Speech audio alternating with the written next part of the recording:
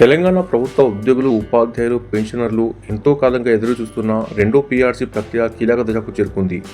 Fitment శాతం, బకాయిల చెల్లింపులు, హెల్త్ కార్డులు వంటి అంశాలపై ప్రస్తుతం రాష్ట్రవ్యాప్తంగా చర్చ సాగుతుంది. ప్రభుత్వం త్వరితగతిన నిర్ణయం తీసుకున్న దిశగా అడుగులు వేస్తున్నట్లు సంకేతాలు కనిపిస్తున్నాయి. రాష్ట్రంలో రెండో పీఆర్సీ అమలుపై ఉద్యోగ వర్గాల్లో ఆసక్తి రోజురోజుకు పెరుగుతుంది. గతంలో 2020లో 30% ఫిట్మెంట్ అమలు చేసిన ప్రభుత్వం ఇప్పుడు పెరిగిన ద్రవ్యోల్బణం, జీవన వ్యయాన్ని దృష్టిలో పెట్టుకుని కొత్త విధాన సవరణపై కసరత్తు చేస్తుంది. ముఖ్యమంత్రి రేవంత్ రెడ్డి ఇప్పటికే పీఆర్సీ కమిటీ నివేదికను త్వరగా సమర్పించాలని ఆదేశాలు జారీ చేసినట్లు సమాచారం. నివేదిక అందిన తర్వాతే ప్రభుత్వం తుది నిర్ణయం తీసుకోనుంది.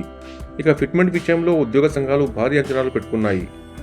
జేఏసీలు 51% ఫిట్మెంట్ కోరుతుండగా టీజీఓ వంటి సంఘాలు 42% వరకు డిమాండ్ చేస్తున్నాయి. అయితే ప్రభుత్వ ఆర్థిక పరిస్థితిని దృష్టిలో పెట్టుకుని 25 నుంచి 30% మధ్య ఫిట్మెంట్ ఉండొచ్చని విశ్లేషకులు అంచనా వేస్తున్నారు. ఇక విశ్రాంత ఉద్యోగులకు సంబంధించిన 6,000 కోట్ల బకాయిల విడుదలకు ప్రభుత్వం హామీ ఇవ్వడం మరో కీలక అంశంగా మారింది. దీర్ఘకాలంగా పెండింగ్లో ఉన్న ఈ బకాయిలు విడుదలైతే వేలాది మంది పెన్షనర్లకు ఊరట లభించనుంది. ఉద్యోగుల ఆరోగ్య భద్రత కోసం హెల్త్ సెక్యూరిటీ కార్డుల పంపిణీ కూడా జూన్ 1 నుంచి ప్రారంభం కానుంది.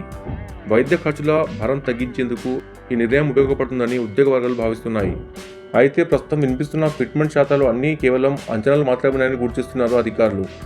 పీఆర్సీ కమిటీ నివేదికపై రాష్ట్ర కేబినెట్ చర్చించి అధికారికంగా ఆమోదం తెలిపిన తర్వాతే తుది స్పష్టత రానుంది.